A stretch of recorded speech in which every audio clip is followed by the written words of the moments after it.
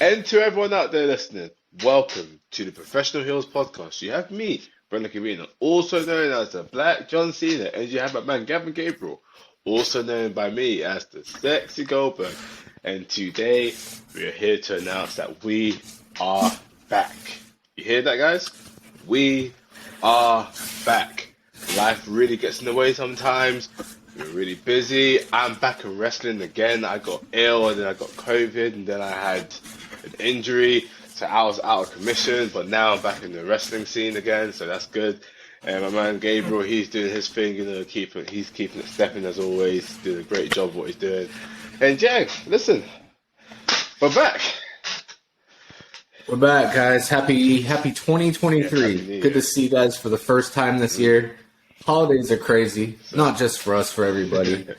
But, you know, the world of wrestling moves on, whether we're here to cover it and talk rumors and drama and backstage and all of that, accomplishments. Stuff. It keeps going. Yes, sir. Which is, you know, one of the beautiful things about professional wrestling. And it doesn't, just because everything else is going on, it doesn't mean it stops. It keeps going. It keeps trucking along. Maybe just advice for some of us to just keep trucking along. But we're here. Yeah. Better late than never. Yeah. 2023, we're back. And I promise you, if you thought last year was something, we're coming for the whole pie this year. We don't want a slice. We want the whole thing. The whole thing, yes. That is it. This year we are. The only way is up this year, and we've had a great 2022. Our first year, I've seen, Gabriel, he sent me all of our stats, having people downloaded, he's listening all over the world, and all of this sort of stuff. And I just got to say a big thank you to everyone out there who's actually listening, coming to weekly episodes, downloading our episodes. It really helps us, it really helps to keep us motivated. It really allows us to give you guys more episodes, come up with more plans and so on and so forth. Because this is something that we want to do full time, rather than something that we just do here and there. And I'm really enjoying it. I'm having a blast. Obviously, again, life really does get in the way, and I hate when we kind of, get hit by a brick or whatever the saying is, and we kind of derail a little bit. But the point is, we're here, we're on point, we're not going to go anywhere. So now... Not anywhere soon. Not anywhere soon. So now it's time to get back into it. And listen, now we are back in, talking about wrestling once again, what the hell's going on in wrestling, especially coming into the new year, with the Rumble coming up. And the funniest thing is that this is the episode where we've now come back. This time last year was around our first ever episode. So life is a full circle. Yeah. Wow, I didn't even... Yeah, it was literally around... I mean, I haven't sat to think about it, but it would have been about this time. When this episode comes out, it'll probably be about the date for our 1 year anniversary. Yeah, exactly. So, that's wow. That's insane, isn't it? Time flies. That's crazy. Man. Time really does fly. That's crazy. I don't know how I didn't think about it. So, it's the opening to Road to WrestleMania, which was, the opening to the Professional Heels podcast. Yeah. It's the opening to 2023. Yeah. A lot of people look at the new year as new beginnings, and we're just looking at a re-beginning. The sophomore year, the freshman year, we came out and we, had the hiccups, and we found our pacing and our footing, and this year we're looking to make some leaps and bounds. Big leaps, yes sir. That's exactly what we want. But talking about new wrestling drama. Yeah. I suppose we can stay. Like biggest headline being the recent news of Vince McMahon being reinstated as CEO, followed by rumors for the moment about possible selling of WWE. And there was a couple days ago, there was a darker rumor, a not as favorable rumor that they had sold the company to Saudi Arabia, which would have been bad news for a lot of people. Would have absolutely changed the face of pro wrestling at all.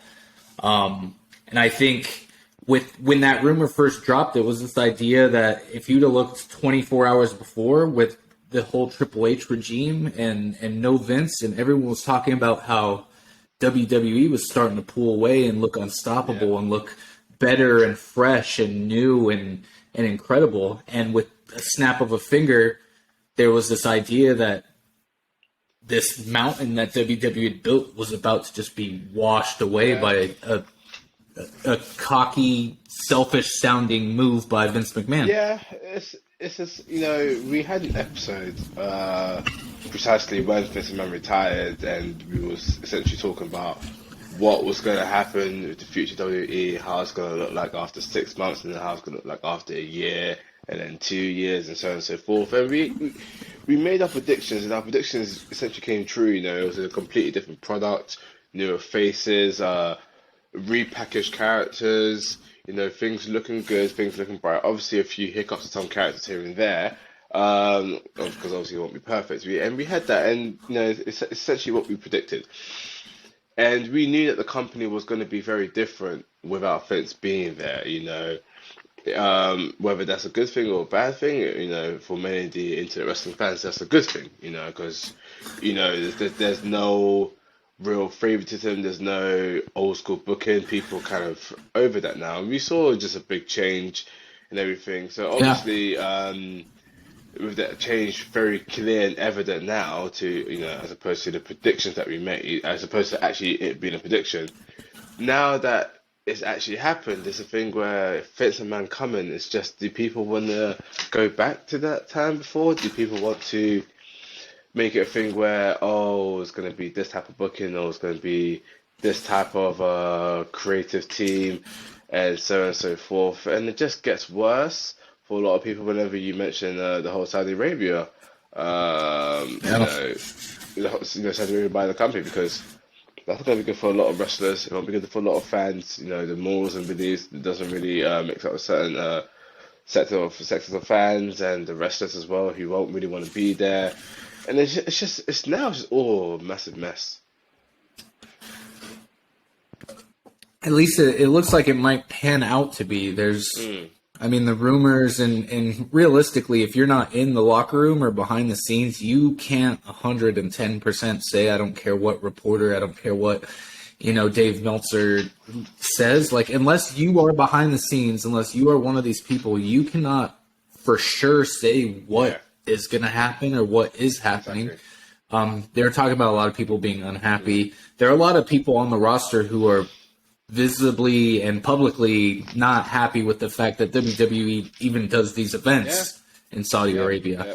So, the talk of a lot of people walking out and breaking contract and all that, and even just from Vince McMahon being back, people having their doubts with as far as how creative is going to go, even though they've assured that he's just a behind the scenes, his chairman role, it has nothing to do with creative, but at the end of the day, it is his baby, and if he wants to put his fingerprints on something, who is ultimately going to stop him? Yeah, that's what I'm saying. Like his son-in-law is going to tell his own dad, no, he can't do this with his own product. Yeah. And that's the thing, you say WWE is Vince McMahon's baby. He got it from the bottom up, and now as a company, it's today, essentially because of him.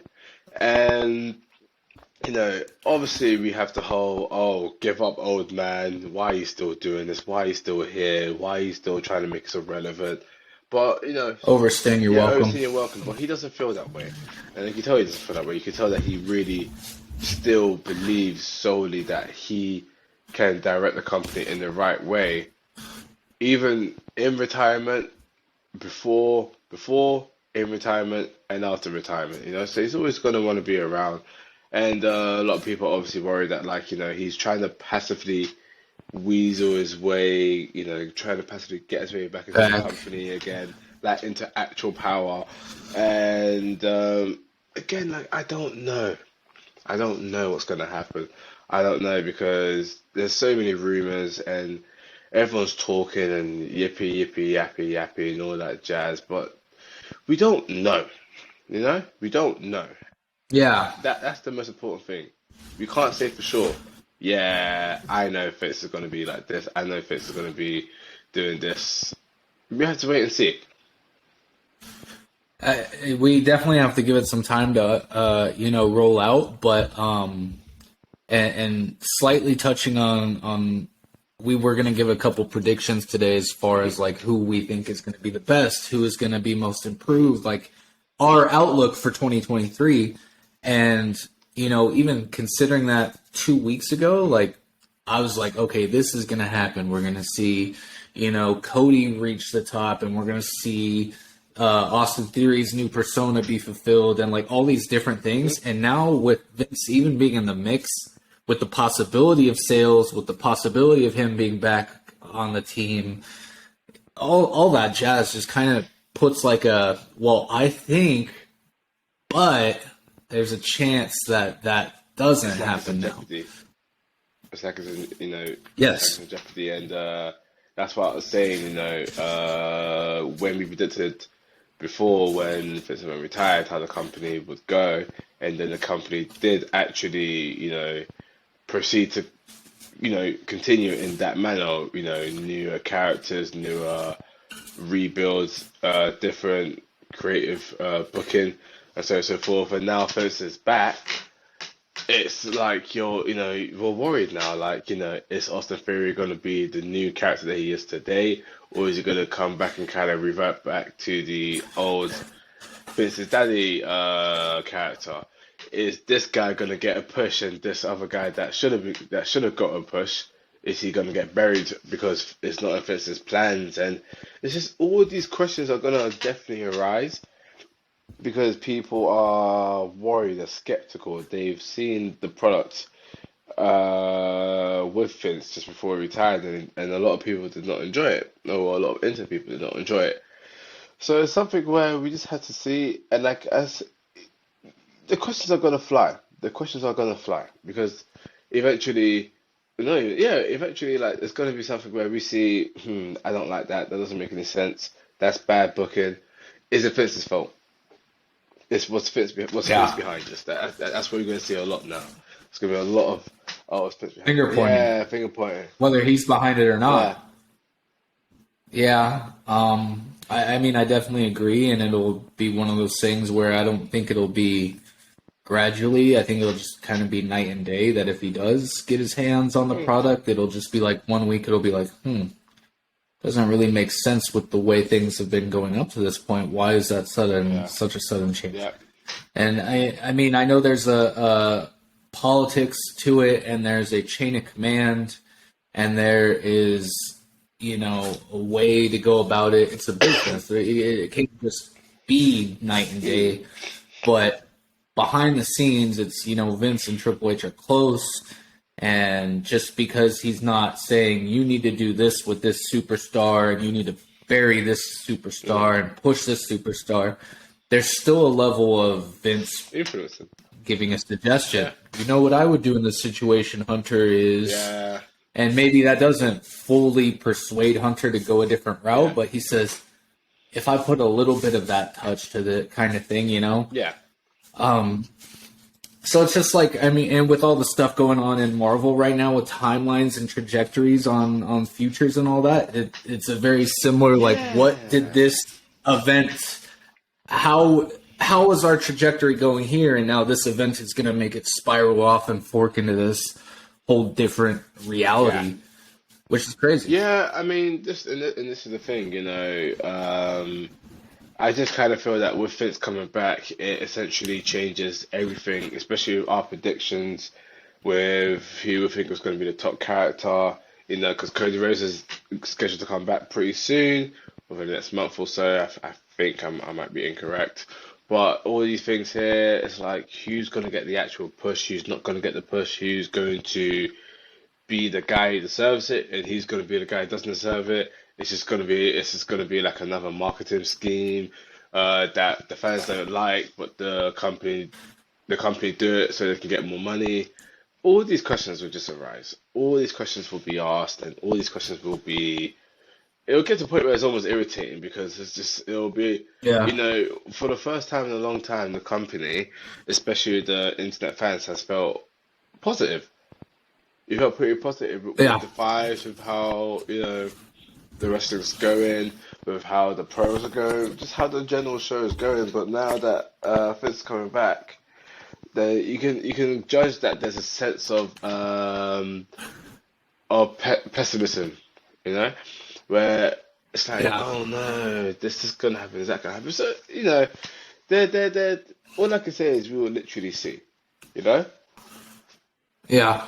It does add a level of suspense to a layer of suspense as a viewer, Hmm. but as someone who is someone on the roster, maybe that level of suspense does come with a layer of Yeah, stress as yeah, well. exactly.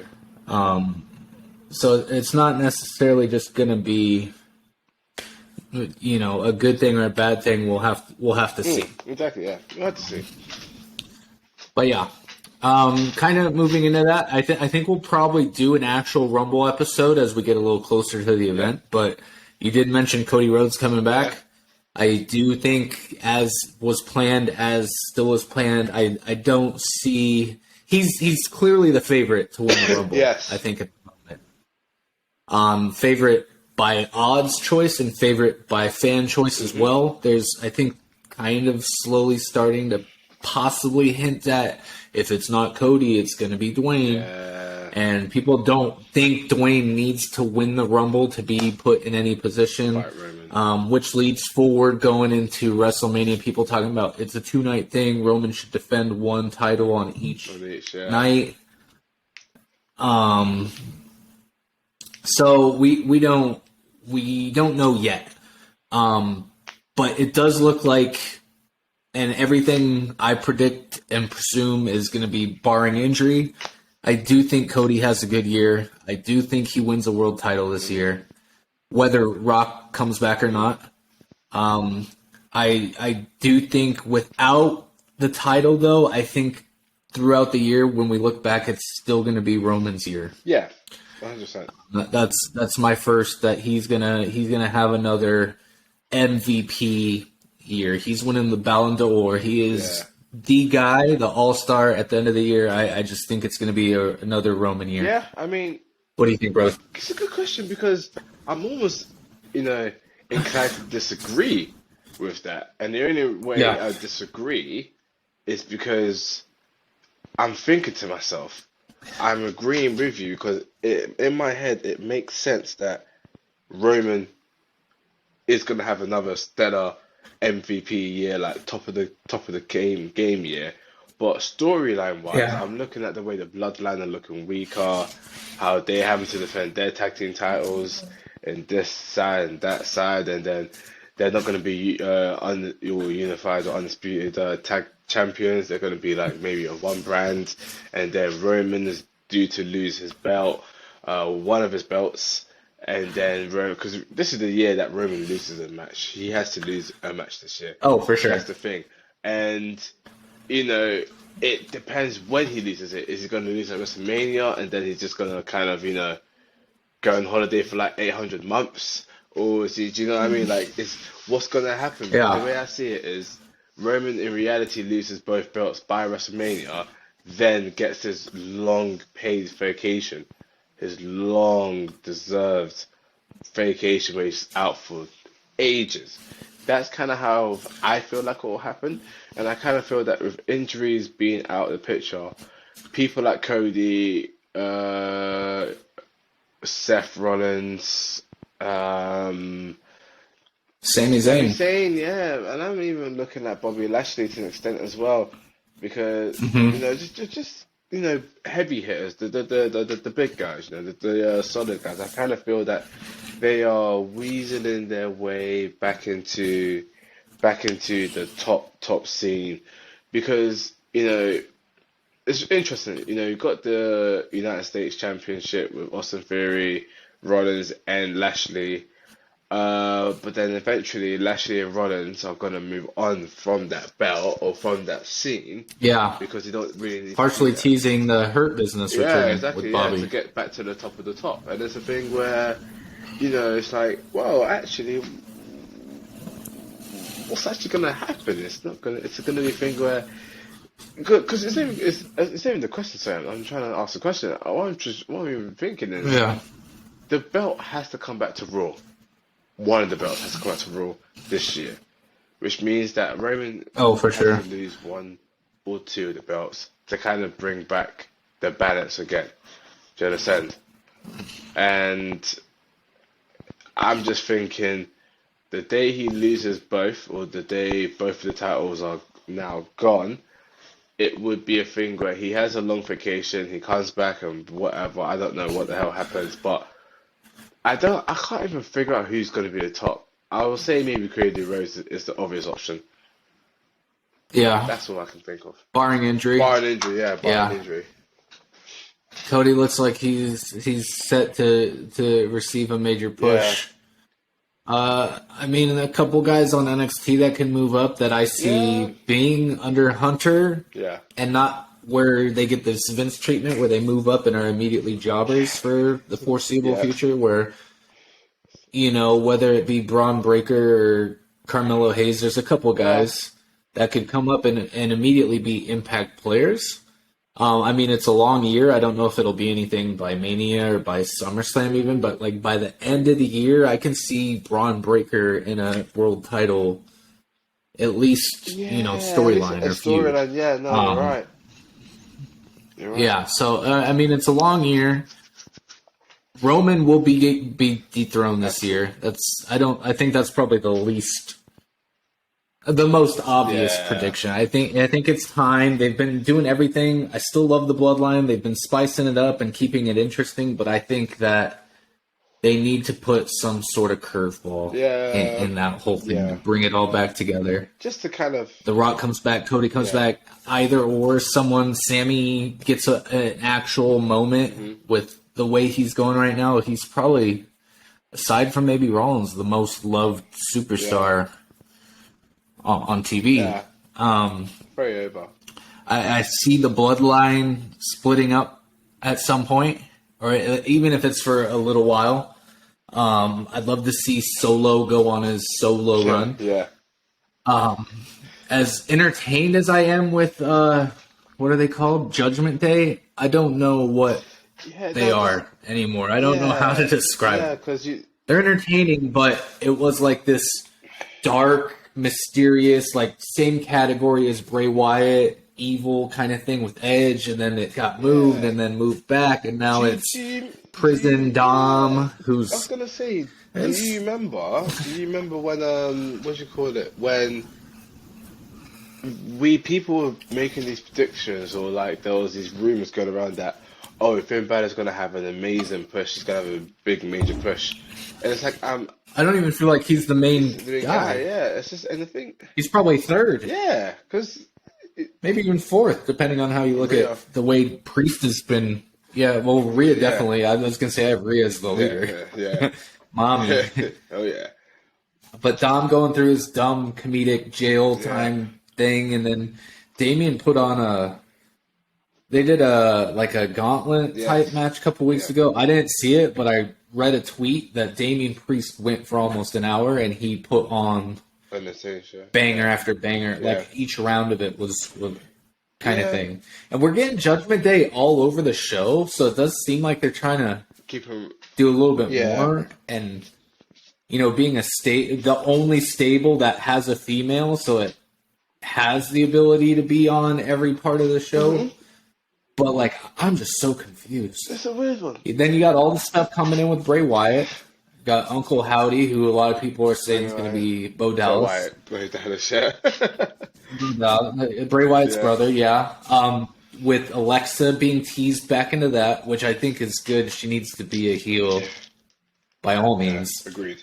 But a lot of people are already like, well, I didn't like her with Bray the first time. And then the women's division is in all sorts of commotion. Ooh. With Charlotte being back, I think is a good sign. But and then Sasha Banks is now officially gone. Like officially, it was every week. It was Sasha's going to come back this week. Sasha's going to come back this week. No, never to happen. Now she's out. So now she's officially gone.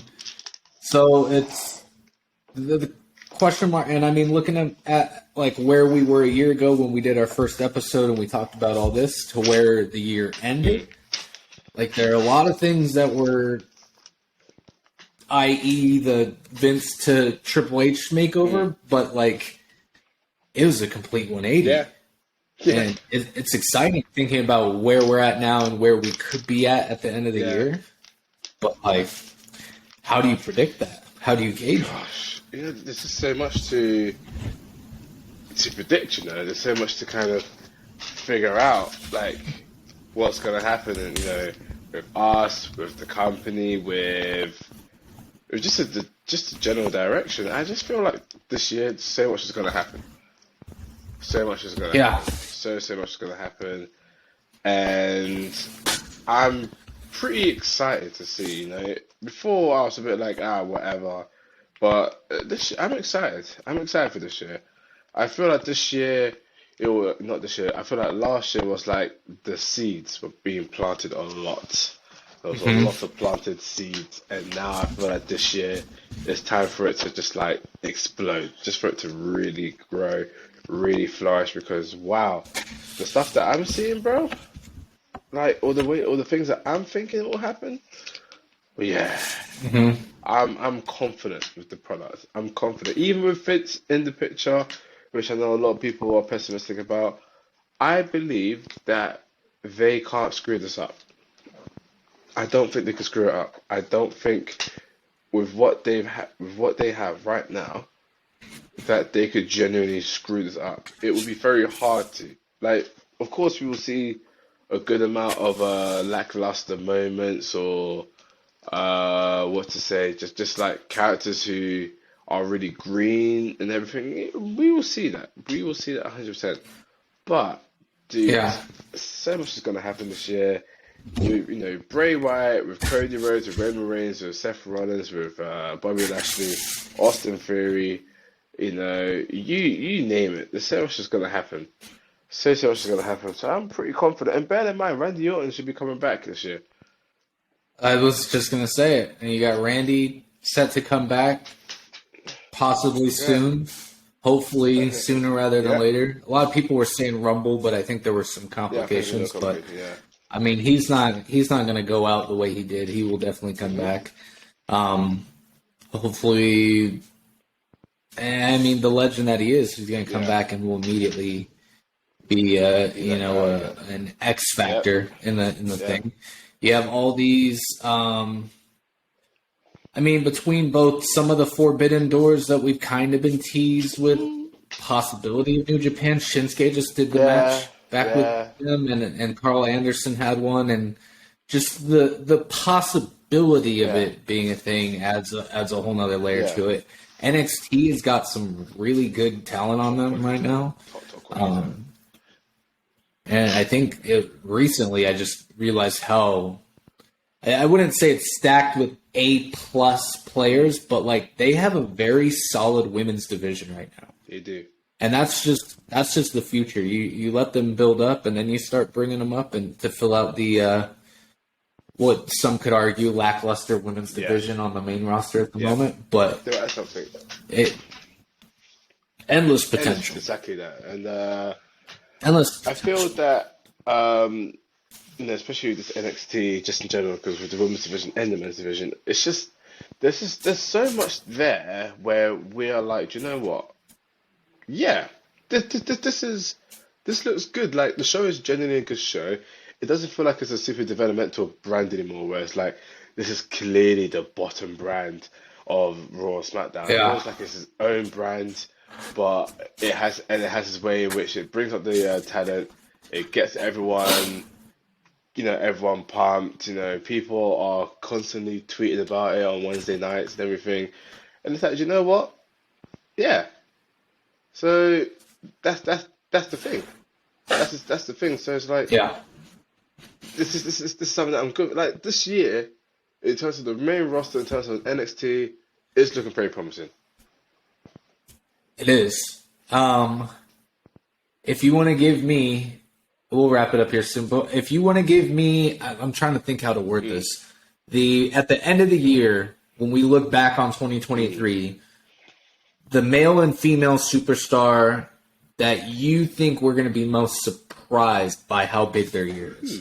Like, someone, when you look at it, I guess on paper right now, you're like, oh, they're kind of a mid-card, or they're on NXT, or they're not doing much. But by the end of the year, we're like, holy shit, they had a good year. I'm very confident for the men's. I'm very confident with Austin Theory.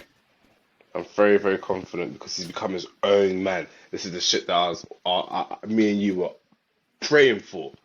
We were praying for this shit. We were like, please become your own man. Because yes, you know, the whole Fitz and Man Daddy stuff is funny and it's cool and makes sense, but it's like now you're looking at him. He's taking wins against this guy and that guy. He beat Rollins. It's like, yeah, he's earning. He's looking legit now. So I think he's going to be the top guy of or the most surprising guy of the year. And when it comes to the women's, this is the thing, because I don't really know, because Ronda Rousey is basically out of it. She's done. Charlotte is obviously the top woman out there, and it's so hard because I kind of want to say, is it Aaliyah Rodriguez? Raquel. Bloody hell, Raquel Rodriguez. Yeah, Raquel. The buff girl sat down. She's been getting a couple big dubs already. Yeah, do you know what I mean? She looks serious, and I don't want to say Rhea Ripley because I don't think that would be a surprise. I think that's the odd. I think everyone kind of sees that. Like they've been brewing that for some time, but I feel like with Raquel, that she's someone that I see really getting to the top of her game towards, you know, by the end of the year, thinking, yeah, she's a proper dominant. This woman can beat Charlotte clean level of goodness. Do you understand? So that's me. So I'm going for Austin Theory for the men's and Raquel Rodriguez for the women's. What about you? Who are your predictions? Okay. So I'll start with female because I was going to say Austin Theory, and now I don't want to double down on that answer. Women, I will say, I think Tiffany Stratton. Over in NXT. Yeah. She just came back. The way she improved last year, she came in and a lot of people weren't like blown away by her, but like in a few short months, she actually very much rose to the point where like people were waiting and excited for her to come back. Yeah. That's a good shout. So I think barring injury, I don't know if she left for injury, and I know she got her boobs done. Yeah. And I don't know if that is injury or if there was an injury and then she did it, but I think the sky is the limit for her.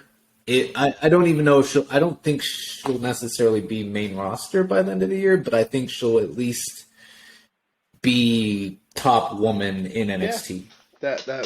I'm with you on that. Yeah, so we got that. Male.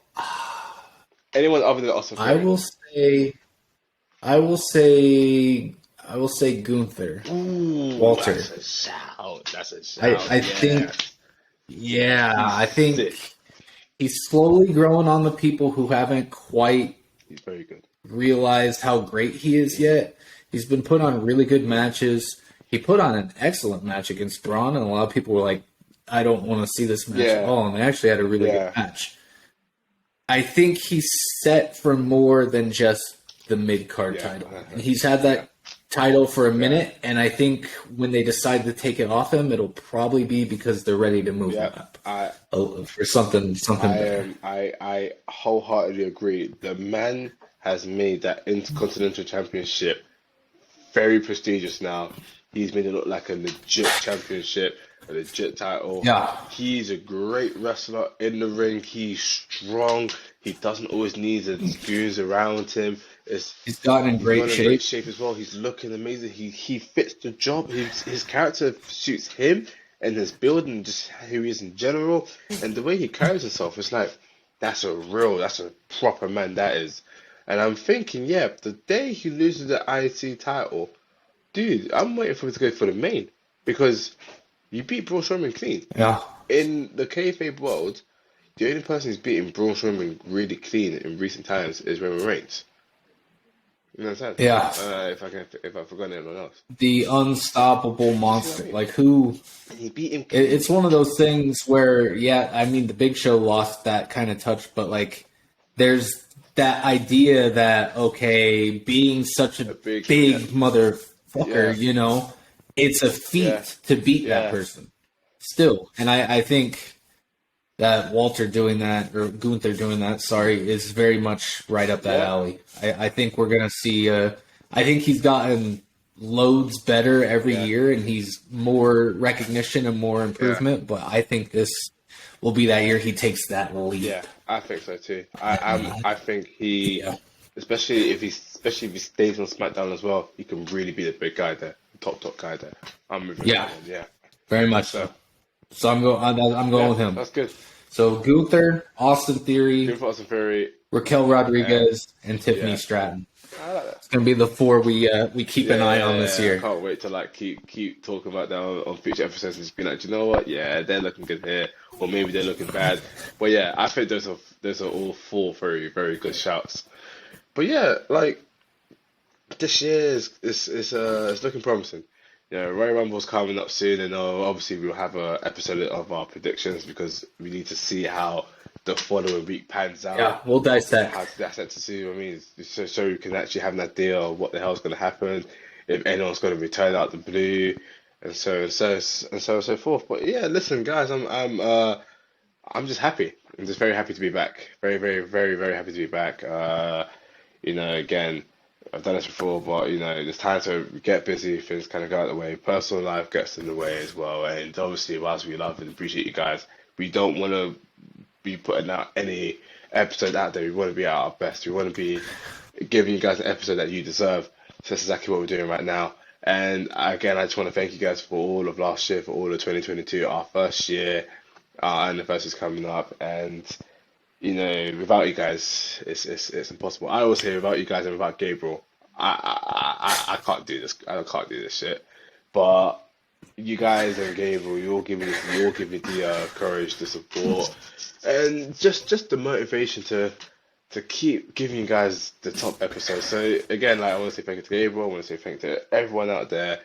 And on that note, thank you for listening to another episode of the Professional Heels Podcast. You have me, Brendan Camino, also known as the Black John Cena, and you have my man Gavin Gabriel, also known as the Sexy Goldberg. And on that note, we bid you adieu.